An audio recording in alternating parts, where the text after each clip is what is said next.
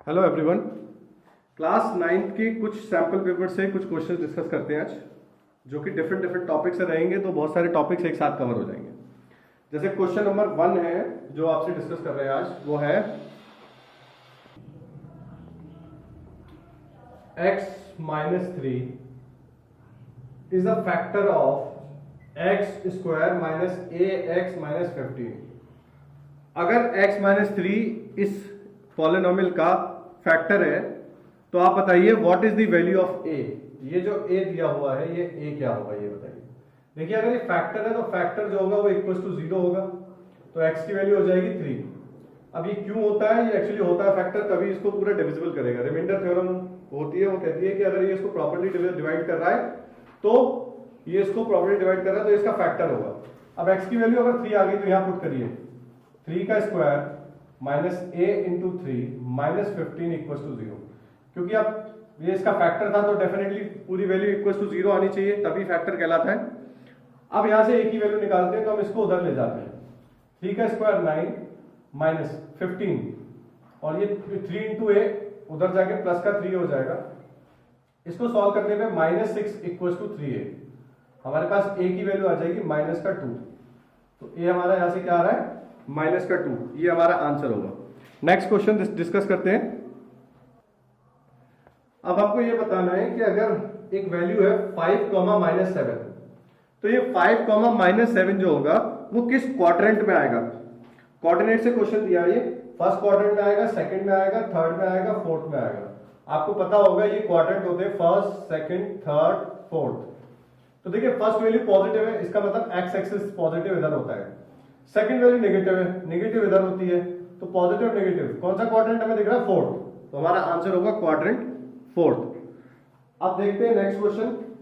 ये जो sample paper है इससे सिर्फ इंपॉर्टेंट क्वेश्चन मैं उठा रहा हूं जो डिस्कस करने के लिए, जो बच्चे के लिए इंपॉर्टेंट होते हैं और जरूरी है। क्वेश्चन है नेक्स्ट, ये लाइन्स एंड एंगल से लिया गया क्वेश्चन है।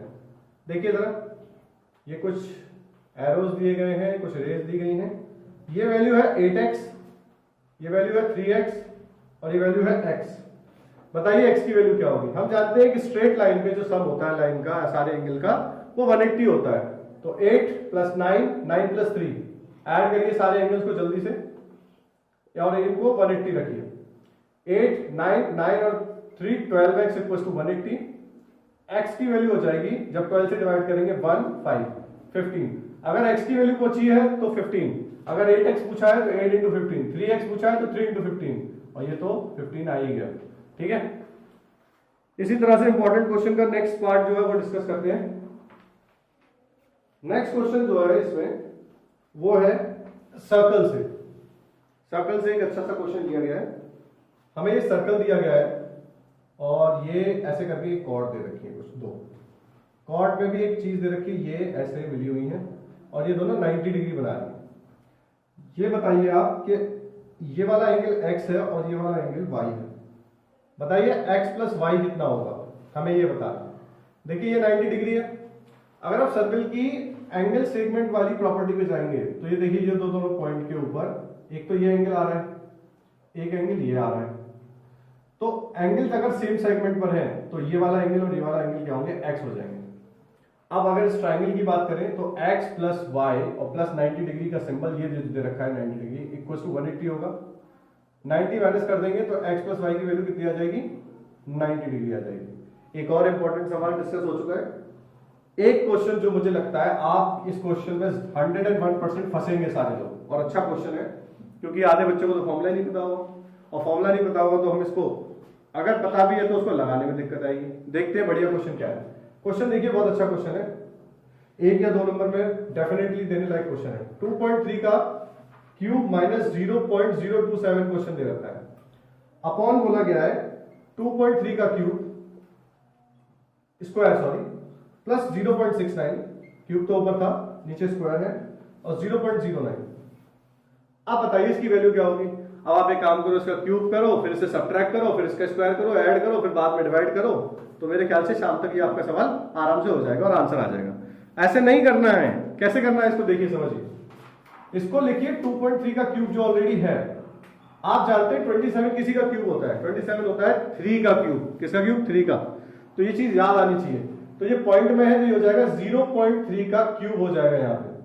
नेक्स्ट इसको लिखे रहने दीजिए ऐसे ही, क्यों लिखे रहने दीजिए अभी पता चलेगा आपको, और बहुत इजीली आपका न्यूमेरिकल सॉल्व हो जाएगा। ये देखिए अगर आप इसको नोटिस करेंगे ये कुछ ऐसे दे रखा है a cube minus b cube, और इस a cube minus b cube का आपने बहुत अच्छे से एनसीईआरटी और R S Agarwal R D Sharma से फॉर्मूला पढ़ा हुआ है। क्या फॉर्मूला है? फॉर्मूला है इसका a माइनस बी, क्योंकि माइनस है, then a square then b square then plus ab। ठीक है, ये फॉर्मूला है। अब इसकी फॉर्मूले के अकॉर्डिंग हम वैल्यू रखते हैं 2.3 माइनस 0.3, नेक्स्ट 2.3 का स्क्वायर प्लस 0.3 का स्क्वायर कर दीजिए 0.09 हो जाएगा, प्लस फॉर्मूला है AB मतलब 2.3 इंटू 0.3, 2.3 और 0.3 मल्टीप्लाई करो आंसर आएगा 0.69। नीचे वैल्यू रखिए 2.3 का स्क्वायर प्लस 0.69 प्लस 0.09, ये पूरी वैल्यू तो कट गई ना, इसीलिए हम कह रहे थे कि इसको करना नहीं है सॉल्व। अब 2.3 में से 0.3 हटाइए, आंसर क्या आएगा 2। ठीक है, तो आपको शाम तक वेट नहीं करना है, सिर्फ 2-4 मिनट में आपका सवाल सॉल्व होके आपके सामने आ जाएगा। ये इंपॉर्टेंट सवाल है क्योंकि मुझे लगता है अगर ये आया तो बच्चे इसी क्वेश्चन में 15-20 मिनट लगा देंगे सॉल्व करते करते, स्पेशली तब जब उनको फॉर्मूला नहीं पता होगा। ऐसे ही एक और बढ़िया क्वेश्चन डिस्कस करते हैं आपसे और देखते हैं कि उसकी वैल्यू क्या आएगी और कैसे आएगी। क्वेश्चन देखते हैं नेक्स्ट। ये जो सारे क्वेश्चन है इसको आपको खुद से 1-2 बार प्रैक्टिस करनी पड़ेगी, ऐसा नहीं है कि एक बार किया और आपको आ जाएगा।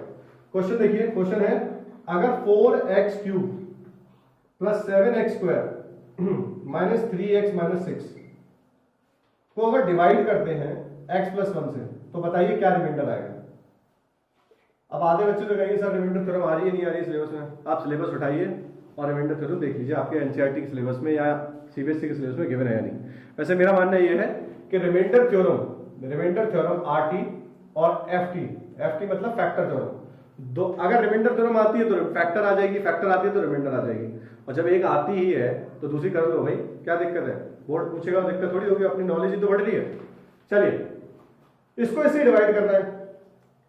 अब डिवाइड करना है तो सीधी सी बात है, ये पूरा जीरो डिवाइड होकर पूरा जीरो के इक्वल हो जाएगा। देखते हैं, सबसे पहले x प्लस 1 इक्वल टू 0 रखते हैं और x की वैल्यू निकालते हैं -1 को उठा के यहां रखिए और देखते हैं क्या रिमाइंडर बचता है, कुछ वैल्यू बचती नहीं बचती।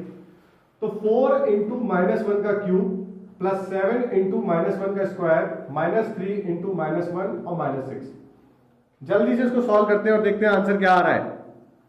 इसको सॉल्व किया -4, ये स्क्वायर प्लस का हो जाएगा और ये प्लस का 7, ये आपका प्लस का 3 हो जाएगा क्योंकि माइनस से माइनस कट जाएगा -6 का -6 और -4 होते हैं -10 और 7 और 3 होता है प्लस का 10। अरे तो 0 आ रहा है, रिमाइंडर तो बचे ही नहीं। इसका मतलब हमारी रिमाइंडर कुछ नहीं आ रही है, रिमाइंडर क्या आ रहा है 0 आ रहा है। ओके आगे देखते हैं, एक और कोई बढ़िया सा क्वेश्चन मिल जाता है तो आपके लिए एक लीनियर इक्वेशन से क्वेश्चन उठाते हैं। बढ़िया मतलब लीनियर इक्वेशन क्लास 9 के हिसाब से तो मैं कहूंगा कि कुछ है ही नहीं उस चैप्टर में।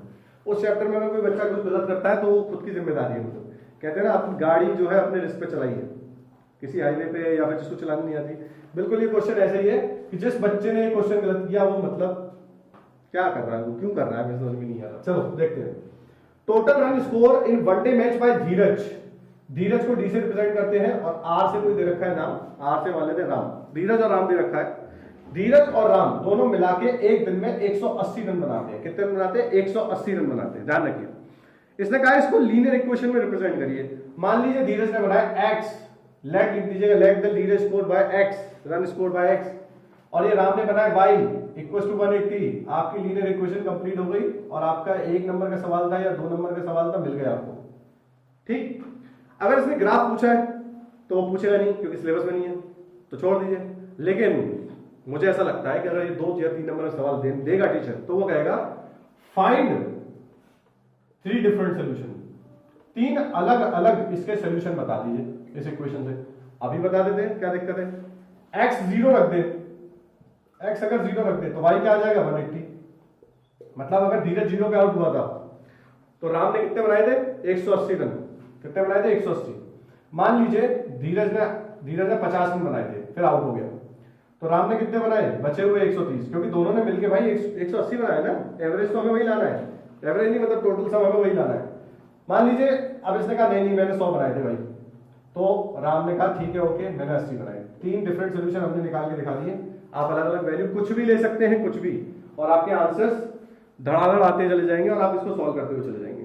ठीक है, मुझे लगता है ये सवाल आराम से आप कर लेंगे। एक लास्ट क्वेश्चन आपसे डिस्कस कर लेता हूं जो चैप्टर 1 से मुझे लगता है आएगा ही आएगा। चैप्टर 1 मतलब नंबर सिस्टम, क्लास 9 का सीबीएसई का। क्वेश्चन है 0.6 दे रखा है, प्लस 0.7 के ऊपर बार दे रखा है, प्लस 0.47 के ऊपर बार दे रखा है। इसको P अपॉन क्यू के फॉर्म में कर दीजिए। किसके फॉर्म में करना है? P upon Q. P upon Q क्या? देखिए इसको तो लिख दीजिए 6 अपॉन 10। इसको छोड़िए, ऑलरेडी ये P अपॉन क्यू हो गया और ऊपर कुछ बार भी नहीं है। सर ये बार का मतलब क्या होता है अभी बताते हैं। प्लस इसको लिखिए x इक्वल टू 0.7, 7 हो जाएगा ये। अगर जब ये 7 दे रखा है तो आप देखिए इसमें मैंने 10 का मल्टीप्लाई करता हूं तो ये 10x और इधर हो जाएगा 7.7777। अब अगर ये 10 का मल्टीप्लाई कर दिया तो अब इसमें से इसको सब्ट्रैक्ट कीजिए। 10 माइनस एक्स 9x और 7.7 में से ये पूरा पोर्शन कट जाएगा, बचेगा 7। x की वैल्यू आ गई 7/9। x की वैल्यू 7/9 आ गई। देखिए मैं इसकी डायरेक्ट वैल्यू लिख रहा हूं, आप इसको सॉल्व करेंगे खुद। यहां आएगा क्योंकि ये प्लस चल रहा था तो प्लस में प्लस 6/10 47 है तो यहां हो जाएगा 47/99। क्यों हो जाएगा ये आपको सॉल्व करके देखो। उसके बाद इसको ऐड कर दो भाई, 6/10 प्लस 7/9 प्लस 47/99 को ऐड करो और आंसर निकालो भाई। सारे काम मैं नहीं करूंगा।